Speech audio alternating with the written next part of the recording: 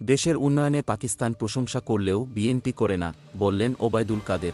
বাংলাদেশের উন্নয়নে পাকিস্তান প্রশংসা করে, অথচ বিএনপি তা দেখে না বলে মন্তব্য করেছেন আওয়ামী লীগ সাধারণ সম্পাদক এবং সড়ক পরিবহন ও সেতুমন্ত্রী ওবায়দুল কাদের। শুক্রবার ২৬ এপ্রিল দুপুরে ধানমন্ডিতে আওয়ামী লীগ সভাপতির রাজনৈতিক কার্যালয়ে এক সংবাদ সম্মেলনে তিনি এই কথা বলেন। ওবায়দুল কাদের বলেন, বাংলাদেশের যে উন্নতি, উচ্চতা এটা দেখে পাকিস্তানের প্রধানমন্ত্রী শাহবাজ শরীফ লজ্জিত হন। তখন পূর্ব পাকিস্তানকে তাদের কাছে মনে হতো বোঝা। এখন সে বোঝাই অনেক উন্নয়নে এগিয়ে গেছে। সে উন্নয়ন দেখে তিনি লজ্জিত হন। কাদের বলেন, তারা বিএনপি দিনের আলোতে রাতের অন্ধকার দেখে। দেশের উন্নয়ন নিয়ে এতটা হীন মনোবৃত্তির পরিচয় তারা দিচ্ছে।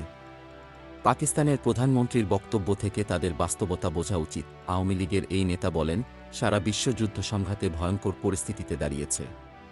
আমরা উদ্বেগের সঙ্গে লক্ষ্য করছি যে রাশিয়া ইউক্রেন ও ইসরায়েল ফিলিস্তিন হামাস পৃথিবীকে উত্তপ্ত করে রেখেছে।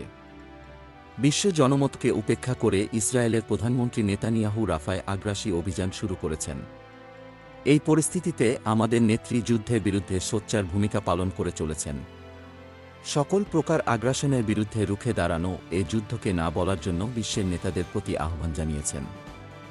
সংবাদ সম্মেলনে আরও উপস্থিত ছিলেন আওয়ামী লীগের যুগ্ম সাধারণ সম্পাদক আফমু বাহাউদ্দিন নাসিম, সাংগঠনিক সম্পাদক বি.এম. মোজাম্মেল হক, মির্জা আজম, আফজাল হোসেন, সুজিত রায় নন্দী, স্বাস্থ্য বিষয়ক সম্পাদক রোকেয়া সুলতানা, সাংস্কৃতিক বিষয়ক সম্পাদক অসীম কুমার উকিল, উপদপ্তর সম্পাদক সায়েম খান ও কার্যনির্বাহী সদস্য শাহাবুদ্দিন ফরাজি প্রমুখ। Golam Mostafa, desk report, BE news.